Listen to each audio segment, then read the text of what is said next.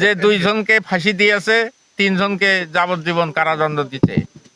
এতে আমি সন্তুষ্ট নই, আরো লোকের ফাঁসি হওয়া উচিত ছিল। তবে 1 নম্বরে হলো প্রমিল বড়ুয়া, উনি কিন্তু সাংঘাতিক দোষী।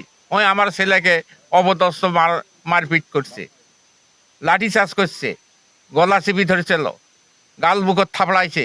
উনি ছাত্রলীগের লিডার। আমার ছেলে রোকেয়া ভার্সিটির ছাত্র সমন্বয়ক।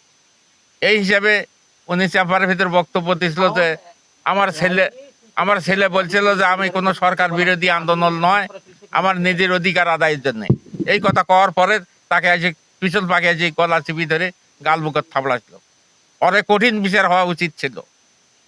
এই বিচার আর মাত্র 2 জনের ফাঁসি, আরো বেশি করে মানুষের ফাঁসি হওয়া উচিত ছিল অপরাধী যারা।